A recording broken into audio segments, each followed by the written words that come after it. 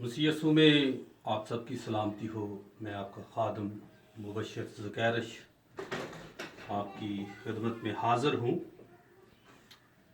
आज हम कलाम मुक़द्दस में से अपनी रहनुमाई के लिए यूसाया नबी का सहीफ़ा उसके पहले बाब की 21 और 22 आयत मुक़द्दसा की तलावत और इसमें से सीखेंगे कि खुदा का कलाम हमें क्या आगाही देता है। कलाम मुक़द्दस में से यूसाया नबी का सहीफ़ा उसका पहला बाब उसकी पहली आयत उसकी 21 और 22 दो आयतें।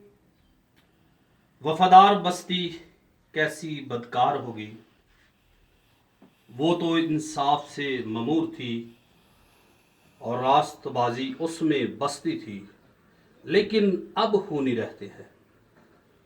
तेरी चांदी मैल हो गई और तेरी मैं में पानी मिल गया।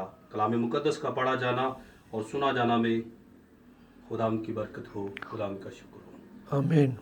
मेरे अजीजों, आज कलाम मुक़द्दस की ये आयत मेरे लिए है, मेरे घराने के लिए, और मैं समझता हूँ ये जितने लोग इस कलाम को सुनेंगे ये सब उनके लिए है।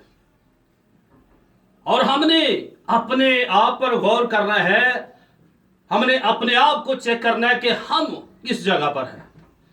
अक्सर लोग ये समझ नहीं पाते कि मैं खुदा के साथ चल रहा था मगर चलते चलते गिर गया हूं, मैं खुदा से दूर हो गया हूं, और वजह उनको नहीं पता चलती। तो आज हमने इसी बात को सीखना है।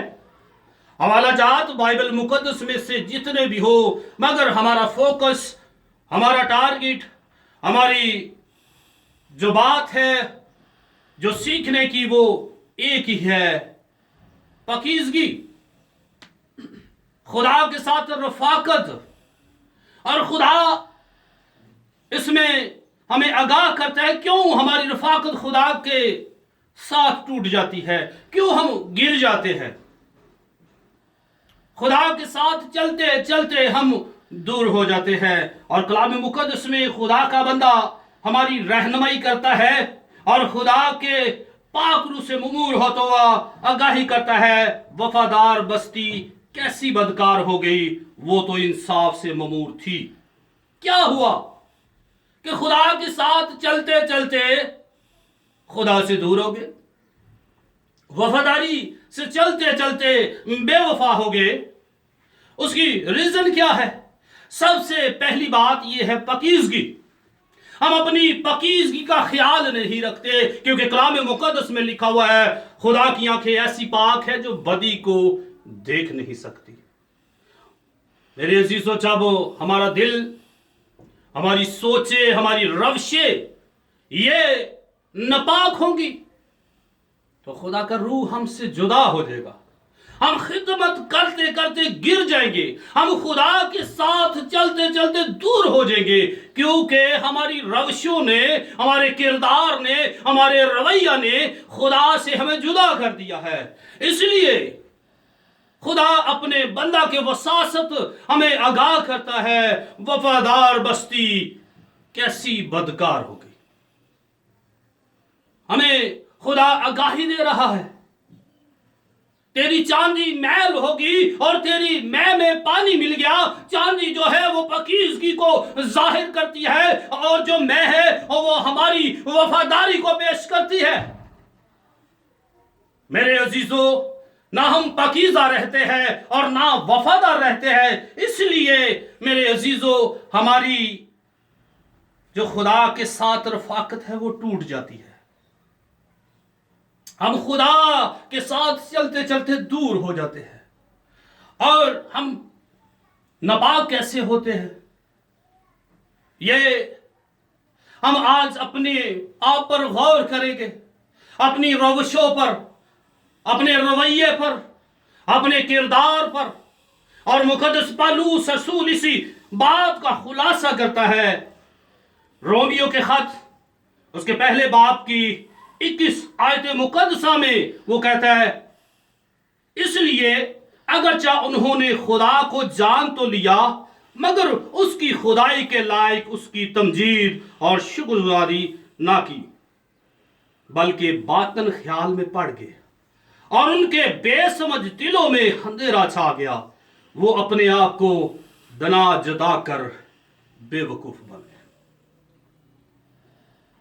मुकद्दस पौलुस रसूल इसी बात पर रोशनी डाल रहा है कि तेरी चांदी मैल होगी और तेरी मैं में पानी मिल गया। उसकी क्या वजह है? हमने खुदा को जान तो लिया है, हमने खुदा के साथ हम चले तो है, मगर हमारी रविशों हमारी किरदार के वजह से हम खुदा से जुदा हो गए हैं, हम खुदा से दूर हो गए हैं। और खुदा का बंदा हमें आगाह करता है, मुकद्दस पौलुस रसूल रोमियो के खत में कहता है, इसलिए कि अगरचा उन्होंने खुदा को जान तो लिया मगर उसकी खुदाई के लायक उसकी शुक्रगुजारी ना की, बल्कि बातनी ख्यालों में उसी बात को वाजिया कर रहा है। वफादार बस्ती कैसी मददगार होगी? हमारी रवश, हमारा किरदार, हमारी चाल टेढ़ी की वजह से हम खुदा से जुदा हो गए। और इसियों के खत में मुकद्दस पौलुस रसूल कहते हैं, बस गौर से देखो कि किस तरह चलते हो, नदानों की मानन नहीं बल्कि दनाओं की मानन, और तजर्बे से मालूम करो कि खुदावंद की मर्जी क्या है। और कलाम मुकद्दस में करंथियों के खत में मुकद्दस पौलुस रसूल कहता है, फरेब ना खाओ। ये चीजें जो हमें खुदा से जुदा करती है, आज हमने अपनी जिंदगी पर गौर करना है, आज हमने अपने आप पर गौर करना है।